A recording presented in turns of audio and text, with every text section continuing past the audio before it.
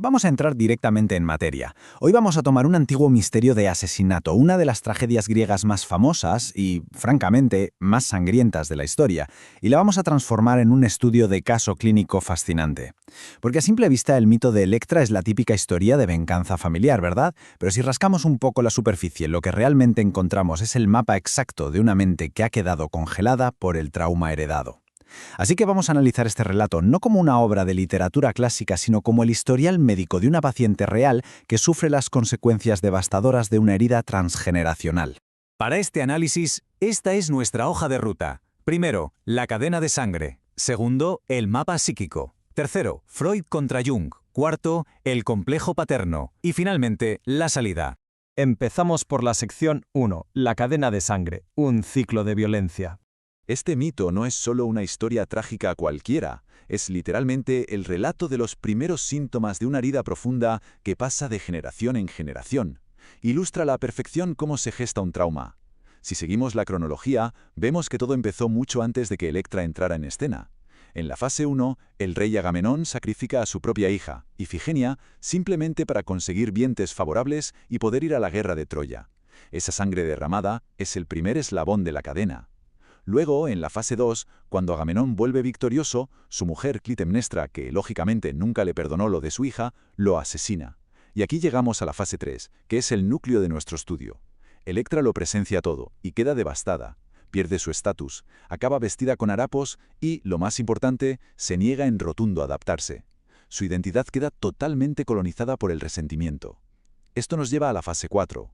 Orestes, el hermano exiliado, vuelve y juntos ejecutan su venganza, asesinando a su madre. Pero ojo, y este es el punto clave de la fase 5, aquí no hay catarsis. Las furias persiguen a Orestes y el ciclo trágico sigue su curso con más sangre.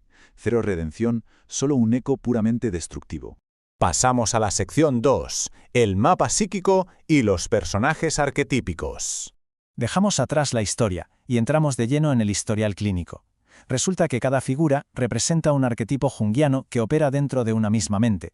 Agamenón no es solo el rey asesinado, es el padre muerto, la imagen arquetípica de ese orden perdido, un mandato idealizado al que la mente se aferra desesperadamente. Clitemnestra, por su parte, no es un simple monstruo, es la madre sombra, esa parte femenina e inconsciente que da pánico. Orestes es el Animus, el hermano que ejecuta. Y para rematar, las Sérinias son la sombra colectiva, todos esos contenidos que reprimimos y que siempre vuelven en forma de síntoma. Al final, la psique siempre se cobra su deuda. Vamos a detenernos un segundo en el concepto de la sombra. Básicamente, contiene esos aspectos de nosotros mismos que son inconscientes, que nos asustan y que, como no los soportamos, los proyectamos en los demás. En este caso clínico, Electra es incapaz de integrar su propia feminidad o de entender que su madre actuó motivada por el asesinato de otra hija. ¿Qué hace entonces? Proyecta absolutamente toda la oscuridad y toda la maldad sobre Clitemnestra. Le aterra su propia naturaleza, así que necesita crear un villano externo que sea el mal absoluto. Y aquí tenemos el diagnóstico principal. Electra es una psique totalmente invadida por el resentimiento. Simplemente se niega a avanzar. Coge su dolor, que es totalmente legítimo, y lo convierte en un mandato tiránico. Empieza a vivir única y exclusivamente para la venganza, y esto hace que su identidad se quede literalmente congelada en el tiempo. Es la viva imagen clínica de un duelo patológico. Llegamos a la sección 3. Freud contra Jung. Dos visiones. La gran pregunta es ¿cómo tratamos a una paciente paralizada de esta manera? Bueno, los dos grandes especialistas observaron los mismos síntomas, pero llegaron a conclusiones francamente opuestas. Por un lado tenemos a Freud, que analizaba todo esto bajo el prisma del complejo de Edipo negativo. Su enfoque, que muchas veces se tacha de excesivamente biológico, hablaba de la envidia del pene y de una herida narcisista que hace que la niña desee al padre. Para Freud, el inconsciente es como un trastero oscuro donde escondemos los traumas y los deseos reprimidos. Pero por otro lado, Jung nos da una perspectiva mucho más simbólica y amplia. Él prefiere hablar del complejo paterno. Para Jung, esto no es solo un tema sexual, sino toda una red de emociones e imágenes conectadas a la figura del padre. Además, introduce la idea del inconsciente colectivo, insinuando que Electra no solo carga con un trauma personal, sino que está poseída por un arquetipo universal, algo que compartimos absolutamente todos. Dentro de esta teoría de Jung hay un concepto vital, el Animus, la dimensión masculina interior. La clave aquí es entender por qué Electra no se venga con sus propias manos. Su ego consciente está bloqueado, totalmente congelado por el trauma. Y ahí es donde entra su hermano Orestes. A nivel psicológico, Orestes es ese Animus, es la fuerza interna que toma las riendas y ejecuta la acción que la mente consciente, al estar paralizada, simplemente no puede hacer. Sección 4. El complejo paterno. Una identidad congelada. Si profundizamos en el diagnóstico junguiano, vemos paso a paso cómo funciona esta maquinaria en una mente traumatizada y cómo llega a paralizar por completo la identidad. Y es increíble porque esto pasa hoy en día constantemente. Todo arranca en el paso 1, la idealización absoluta. El padre es la justicia, el orden, el pilar central del mundo. Luego, en el paso 2, hay un trauma severo, una pérdida violenta o un abandono. La mente, al no poder procesarlo, se queda atascada en esa imagen perfecta e idealizada. Y el paso 3 es donde esto nos afecta en el mundo moderno. Quienes tienen esta identidad congelada empiezan a proyectar, de forma inconsciente, este estándar paterno irreal sobre sus jefes en entornos de trabajo tóxicos o sobre sus parejas. Y claro, siempre acaban decepcionados. Básicamente porque ningún ser humano, de carne y hueso, puede competir con un fantasma idealizado. Para dimensionar lo grave que es esto, tenemos que entender que un complejo es un núcleo autónomo de la mente. Está cargado de emoción y, lo peor de todo, actúa por su cuenta. Electra no está pasando por una etapa de tristeza o un simple luto, está poseída.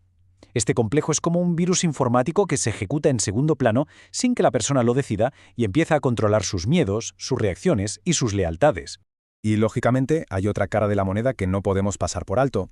Todo este enredo está íntimamente ligado al complejo materno. En una mente que ha sufrido trauma, la imagen de la madre da bandazos extremos. Por un lado, es el origen absoluto de la vida, pero al mismo tiempo se percibe como la mayor amenaza destructiva que existe.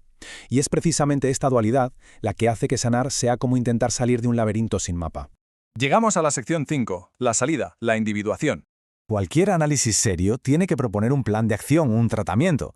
Y el objetivo clínico aquí es lo que llamamos individuación, es decir, el proceso de construir un yo verdaderamente independiente. Electra fracasó estrepitosamente en esto. Se quedó atrapada en el papel de la hija para el resto de su vida, absorbida por el arquetipo. El objetivo sano y real no es destruir a la madre ni adorar al padre de forma ciega, sino ser capaces de integrar ambas partes de forma equilibrada para poder ser individuos completos y realizados. Entonces, ¿qué pasos prácticos hay que dar para romper esta herencia de trauma? Lo primero y fundamental es desobedecer el mandato transgeneracional. Esa lealtad ciega al dolor de la familia es letal. Segundo, retirar esa proyección del padre. Tercero, y muy conectado con lo anterior, dejar de buscar a ese padre salvador en parejas o en figuras de autoridad.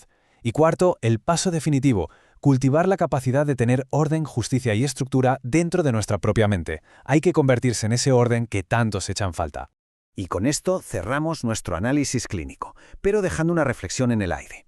¿Qué pasa realmente cuando por fin se tiene el valor de desobedecer ese mandato familiar heredado? Renunciar a la venganza y dejar de ser la víctima eterna significa enfrentarse a algo que da mucho miedo, el vacío de tener que construir una identidad propia desde cero. Es un proceso doloroso, sin duda alguna, pero es literalmente la única manera de romper esa cadena de sangre y lograr la verdadera libertad psicológica. Es en el fondo una invitación para dejar de ser personajes trágicos de una historia antigua y empezar a ser los autores de nuestra propia psique.